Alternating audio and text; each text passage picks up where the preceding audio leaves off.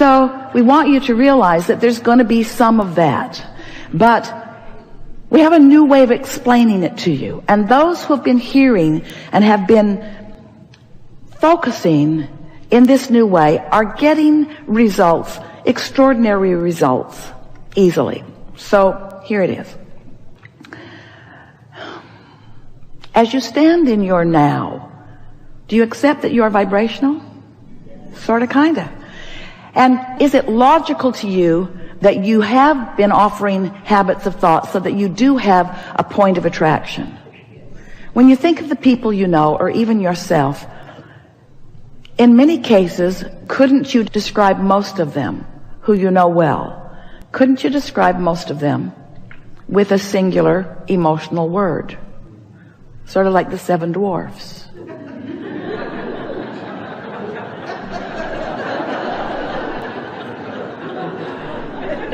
Bashful and happy. In other words, don't you know ornery? Don't you know pensive? Don't you know defensive? Don't you know eager? Don't you know happy? And while everyone you know moves about a bit and could be described in many of these ways, you do sort of have these habits of thought that hold you in those sort of moods, don't you? So we would like you to think of those moods or emotions as vibrational points of attraction, just like the emotional scale that we talked about a few years ago, where there is despair and fear and grief, really low feeling vibrations. And then there is revenge, which is an improvement, and anger, which is an improvement still, and overwhelmment and frustration, improvement still. And then you get into hope, and then you get into joy and eager and appreciation and all those good feeling vibrations. So we want you to think of this grid, this point of attraction, this spinning grid, point of attraction, sweeping around, gathering up all cooperative components and bringing you to them and them to you, because creation is really rendezvousing. It's what it is. Your point of attraction causes you to rendezvous with things that are like you, that are of a vibrational frequency that you are at. So if you think of these spinning grid discs, let's just call it the high-flying disc. That's what you want to be on, that high-flying disc. You want to be on the high-flying disc, but sometimes things have happened that make it impossible in this moment, or improbable in this moment, for you to be on the high-flying disc. So what we are suggesting is that you do it when it's easier. Don't wait until something is manifested and has your attention, because when you're looking right at something that you do not want, there's plenty of momentum going. And there's not enough that you can do focus-wise usually in that moment that's going to change that momentum. And that's why we say, hang on, it'll be over in a little bit. After a good night's sleep, you can take another run at it. So now we would like to say to you that while you slumber, during that sleep time, you know what that is? Do you know what the real benefit of sleep is? It gives you a respite from your momentum. Because it's sort of like in that high-flying vibration. Imagine a cork bobbing up on the surface. You can hold it under the water, but when you let go of it, it's going to bob right back up to the surface. So we want you to realize that it is natural for you to feel good. It is natural for you to be in alignment. It is natural for you to be blended with all that you've become. It is natural for you to have full resonance with who you are. And it is unnatural for you to be focused upon something chronically or even all day that holds you in a feeling of a knot in your stomach, because you are defying your energy. You are disallowing the full energy that is you. So as we talk about these discs, and we encourage you to get on that high-flying disc, if when you awakened first thing in the morning, you acknowledge, ooh, I have a sort of clean slate, because during the night my momentum stopped. So now I can choose a good feeling thought. If you choose something that is general, something that's not too detailed, something that feels really good, and you're able to maintain it for 17 seconds, and then another, and you actually manage to lie in bed until you've crossed the 68-second mark, now you have a chance to have different momentum going today. Your point of attraction, your spinning grid, so to speak. What comes to you, it is our promise to you, will be a vibrational match to how you feel. Now, you might not make it till breakfast, before something causes you to fall off that disc. You might not make it till breakfast, but you can do it again tomorrow, and you can do it again tomorrow, and you can do it again tomorrow, and you can do it again tomorrow, and you can do it again tomorrow, until after a while, not that long, certainly within 30 days, you will have established a vibrational precedence, a vibrational habit. You know, a belief is just a habit of thought. So if you think a thought and you don't contradict it, and you allow the momentum to go, then the momentum will be such that this thought will gather enough momentum that then you will become a believer of it. Years ago, when we first began talking about thoughts, we said a belief is just a thought that you keep thinking. And Esther and Jerry, we remember many conversations with them. They were sort of arguing with us because it felt to them as if a belief is something that is reality. I believe it because it's real, Abraham. I believe it because it's real. And we say, no, it's real because you believe it. It becomes reality because you believe it.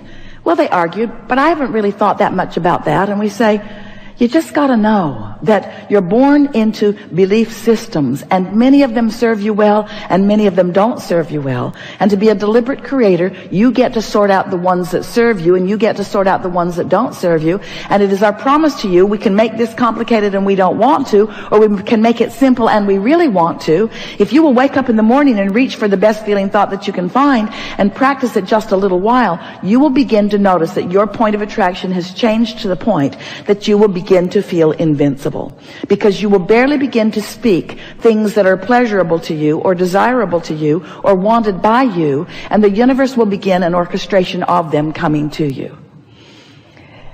Esther has been in Del Mar for a few weeks, and the other day she went to a fast food restaurant and got her favorite, we won't tell you, well we will, In-N-Out burger, and then went down to Mission Bay to eat it.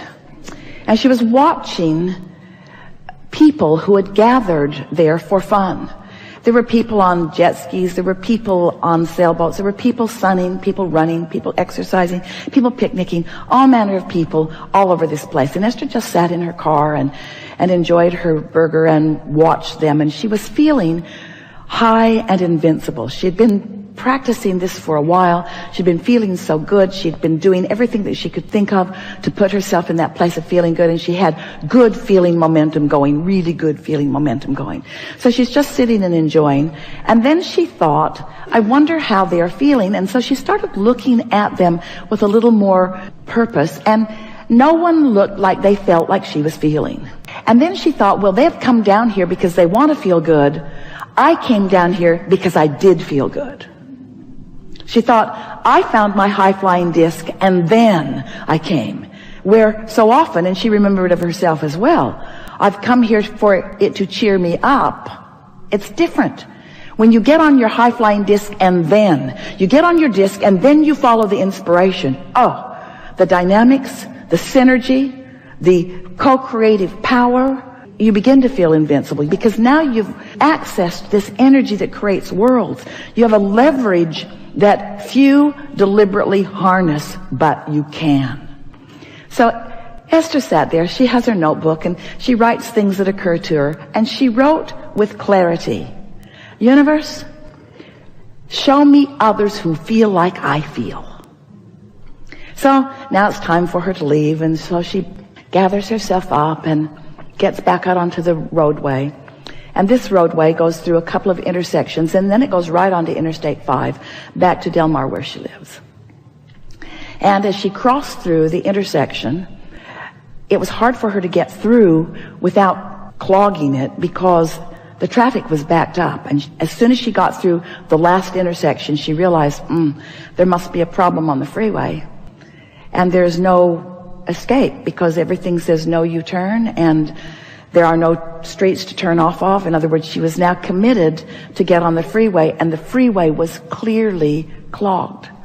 She was on the inside lane, and so she immediately just made an illegal U-turn. And so did the car behind her. It was like synchronized illegal driving. And now she's facing the intersection that she had just come through, and happy that she is not on that path of most resistance. She found illegal, we'll give it that, path of least resistance.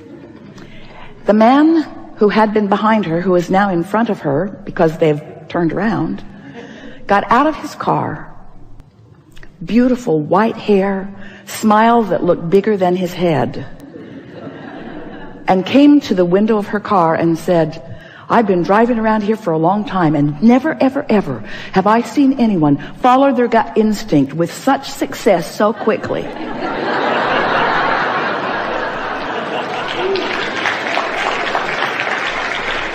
It had not been 2 minutes since Esther had asked the universe to show her someone who felt like she felt. His wife was in the car, clearly not feeling that way. She didn't want him to make an illegal U-turn. Esther felt certain that he was coming. If he'd have been a generation younger, he'd have high-fived her. There's that feeling of exhilaration, that feeling of being in control of your own life, that feeling of doing what's best for you. And of course, Esther wanted to tell him so many things because she was enjoying his enthusiasm so much. She wanted to say, I do that kind of thing all the time. So you get what we're talking about. We're talking about getting tuned in, tapped in, turned on, getting into that place where you're in such vibrational alignment with clarity and knowing and broader perspective that you access the leverage of the energy that creates worlds. And you begin to create as you've intended to create, not with your physical determination, not with struggle and stress, but by accessing this energy and pointing it toward the things that you are asking for through open pipes that you are practicing.